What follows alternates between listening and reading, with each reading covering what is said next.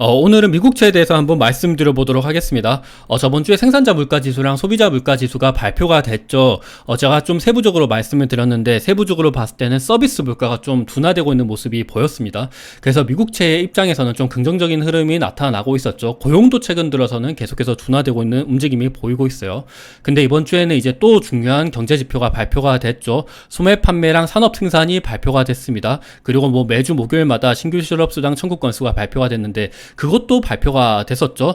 오늘은 이 부분에 대해서 한번 말씀드려보도록 하고 사실 소매 판매랑 산업 생산이 그렇게까지 좋게 나오진 않았어요. 소비도 좀 강하게 발표가 되고 산업 생산도 좋았거든요. 그러면 당연히 국채 금리가 올라갔어야 되는데 국채 금리는 반대로 떨어졌습니다. 왜 이런 현상이 일어나고 있는지, 그리고 뭐 고용 쪽으로는 지금 고용 흐름이 어떻게 변하고 있는지, 그리고 최근 들어서 장단기 금리 역전차가 해소되고 있는 듯한 움직임을 보이고 있거든요.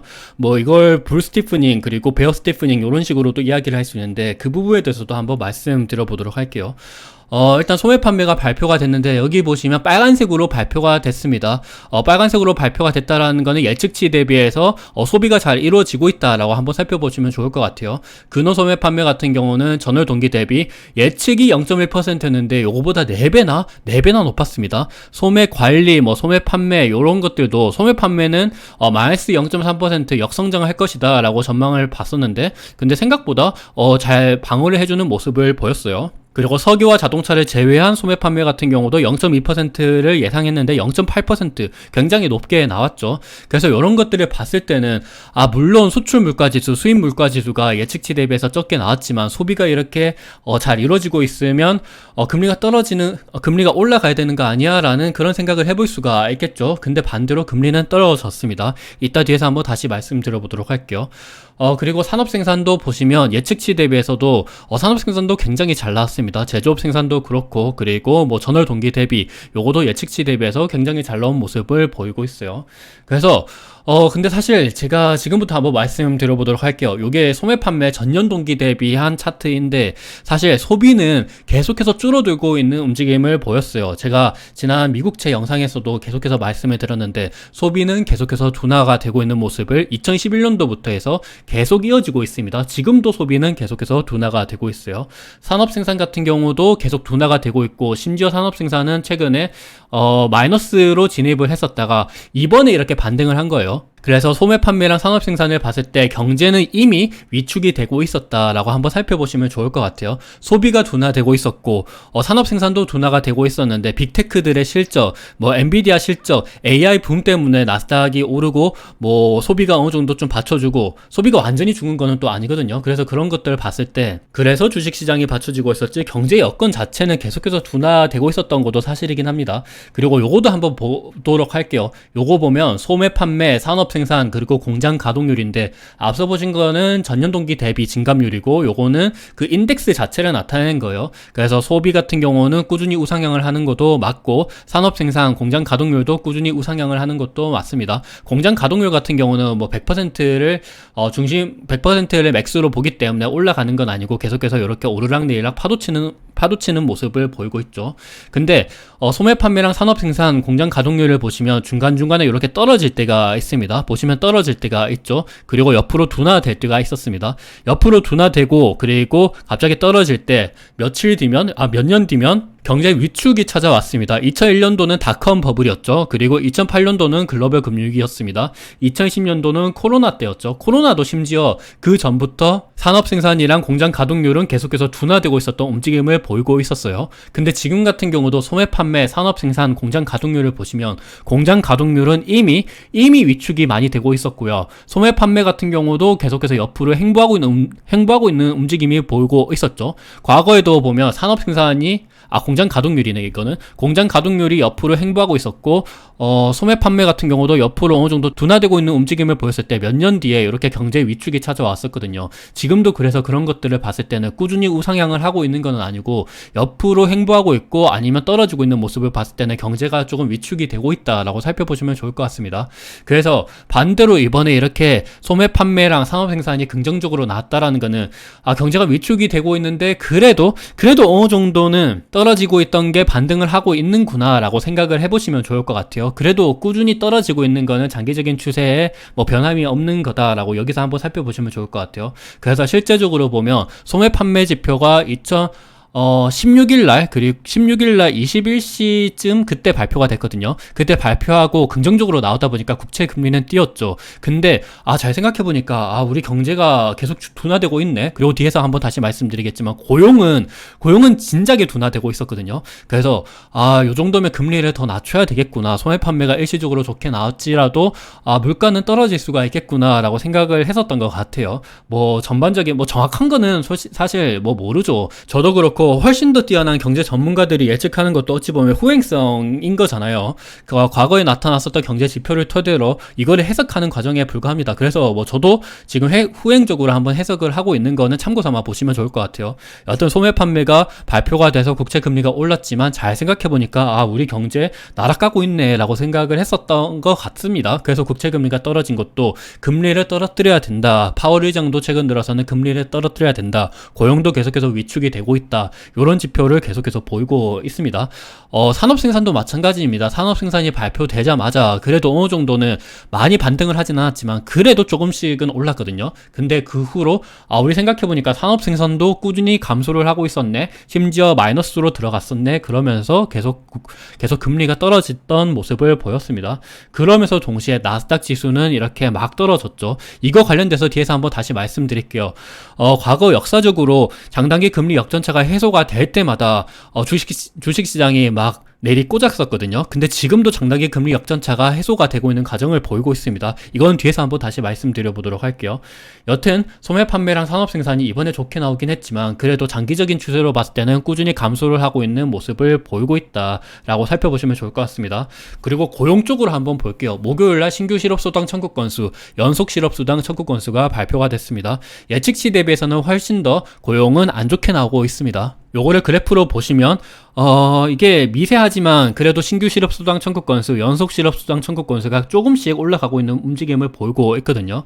이게 과거에도 그렇지만 이거는 근데 코로나 때여가지고 갑자기 급증을 한 거지만 다른 뭐 2008년도 글로벌 금융위기도 그렇고 2001년도 닷컴 버블 때도 그렇고 고용이라는 거는 한 방에 둔화될 때가 많습니다. 요거는 너무 급하게 둔화가 됐었던 거고 요렇게 둔화되다가 이게 기울기가 점점 더 가파르게 올라가는 모습을 과거에도 꾸준히 보였었거든요. 그래서 지금부터 고용이 좀 둔화되고 있는 초기 단계부터 조금 걱정을 많이 하고 있는 것 같습니다. 월가에서.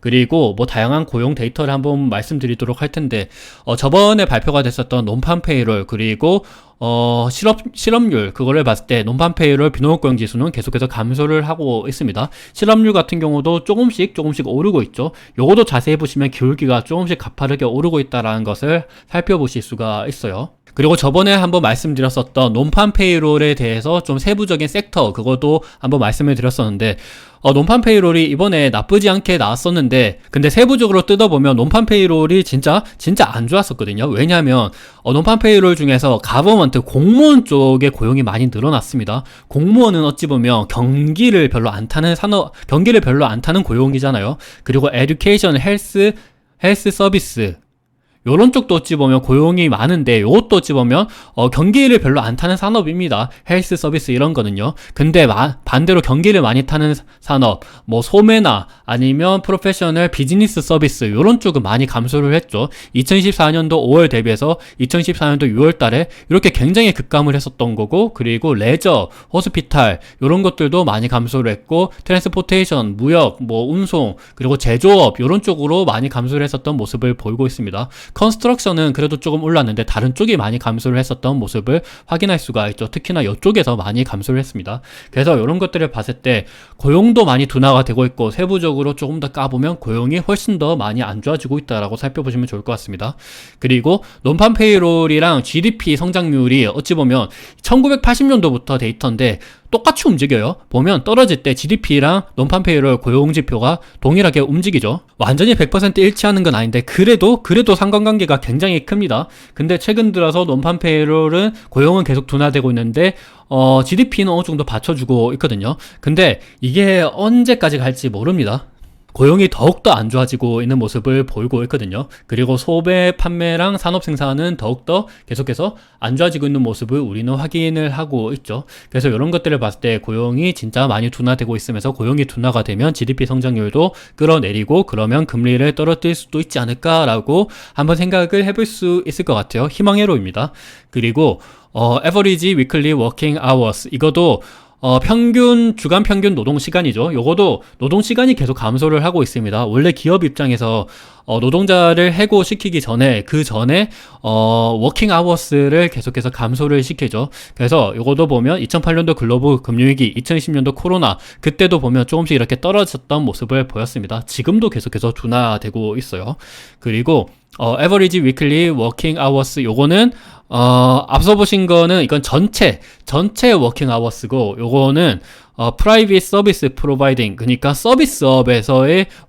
서비스업에서의 노동 시간에 나타낸 건데 서비스업은 원래 경기가 둔화돼도 웬만해서는 잘 안 떨어져요. 근데 최근에서는 서비스업에서의 고용도 많이 둔화되고 있는 모습을 보이고 있습니다.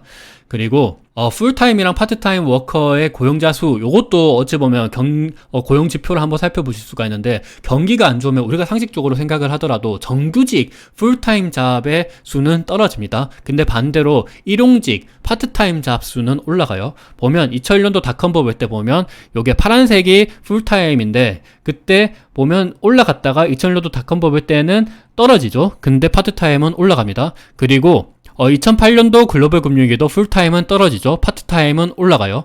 2010년도 코로나 때는 요거는 코로나 때문에 뭐 사람들이 밖에 나가지도 못하고 일도 못하다 보니까 둘 다 감소를 했지만 지금 보시면 좀 세부적으로 보시면 풀타임 조금씩 둔화되고 있는 모습을 보이고 있죠. 파트타임은 계속해서 꾸준히 올라가고 있는 모습을 보이고 있습니다. 요것도 어찌 보면 고용이 둔화되고 있는 모습을 한번 간접적으로 살펴보실 수가 있어요. 그리고 진짜로 많이 말씀드리고 있는데 이거는 졸츠에서의 잡 오프닝 구인 건수죠. 그리고 quit 이거는 회사를 관두는 그 수요를 나타내는 겁니다. 보면 요 지표도 경기가 둔화할 때는 항상 옆으로 횡보하다가 떨어지는 모습을 보였거든요. 과거 2008년도 글로벌 금융도 그렇고 2020년도 코로나 때도 그랬고 지금도 마찬가지입니다. 지금은 진짜로 많이 떨어지고 있는 모습을 보이고 있죠. 그래서 이런 부분을 봤을 때 고용이 확실히 둔화되고 있다라고 살펴보시면 좋을 것 같습니다. 그리고 중국에서의 소매 판매가 이번에 7월 15일 날 발표가 됐죠. 요것도 보면 예측치가 3.3%였는데 실제는 2%밖에 안 나왔어요. 중국 사람들 소비를 잘 안 하고 있습니다. 최근 보면 다 파란색으로 나오고 있다는 것 자체가 중국 경제가 굉장히 안 좋다.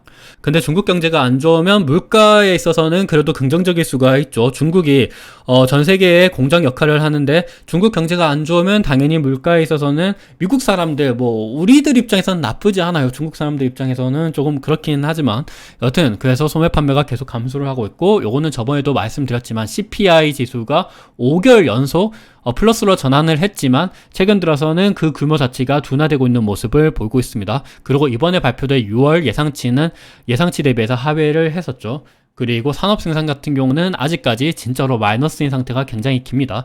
요 말은 물가에 있어서는 긍정적이다. 금리를 떨어뜨릴 수 있게 하는 요인이 될 수도 있지 않을까라고 생각을 합니다. 그리고 파월 의장 같은 경우도 인플레이션율 2% 도달하기 전에 금리 인하를 하겠다라고 얘기를 했죠. 7월 16일 날 그때 얼마 안 된 얘기예요.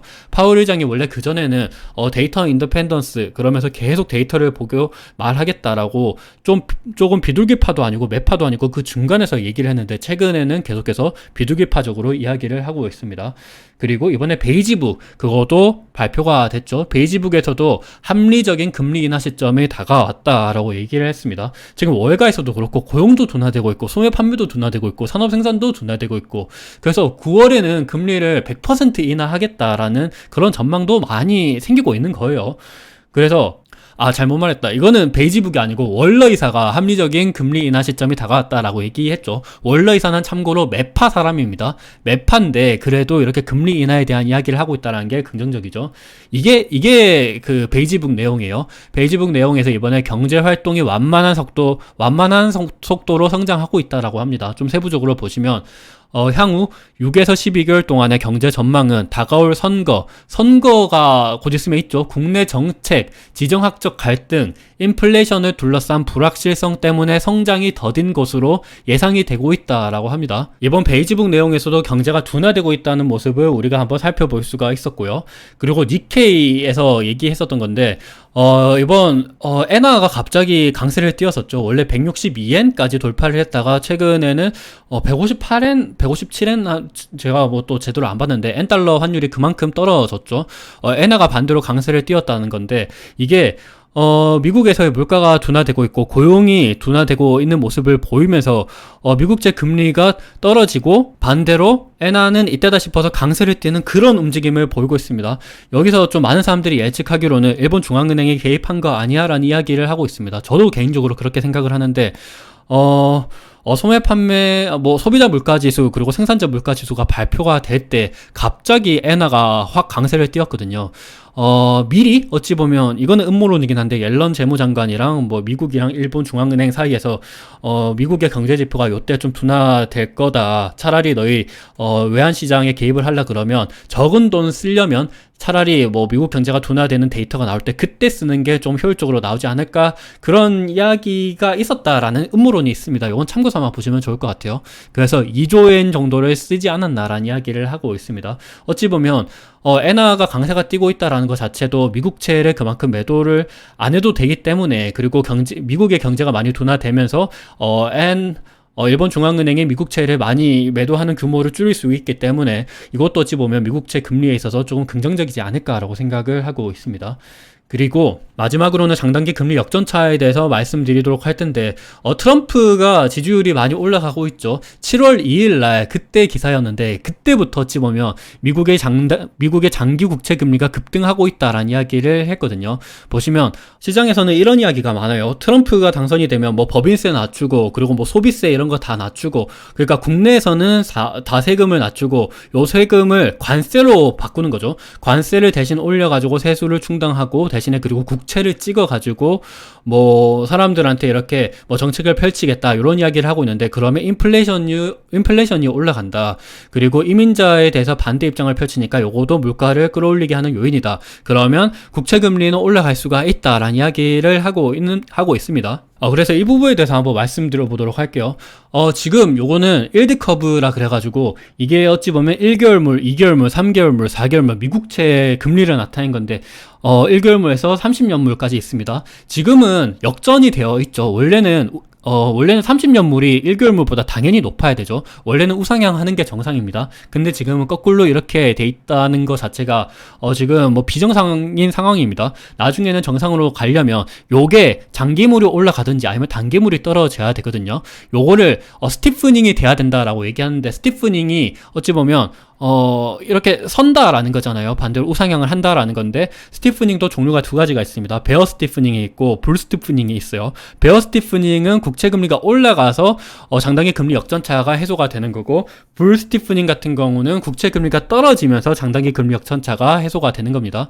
그러니까 불이라는 거는 올라간다라는 거잖아요. 그러면 국채 가격이 올라가려 그러면 국채 금리는 떨어져야 되겠죠. 그래서 불 스티프닝은 이게 금리가 떨어지면서 일어나는 현상이다. 베어 스티프닝은 반대가 되겠죠. 여튼 스티프닝이 결국에는 일어나가지고 장단기 금리 역전차가 해소가 돼야 되는데, 근데 트럼프가 당선이 됐을 때 결국에는 트럼프는 금리를 떨어뜨릴 거다라는 이야기를 하거든요. 기준금리는 떨어뜨리면 기준금리랑 가장 가까이 있는 단기 국채 시장은 당연히 이게 확 떨어지겠죠. 근데 장기물 같은 경우는 생각보다 안 떨어질 것이다 라는 이야기를 하고 있습니다. 결국에는 요게 훨씬 더 많이 떨어지고 요거는 조금만 떨어져서 이게 우상향을 그릴 거다 라는 이야기를 하고 있죠.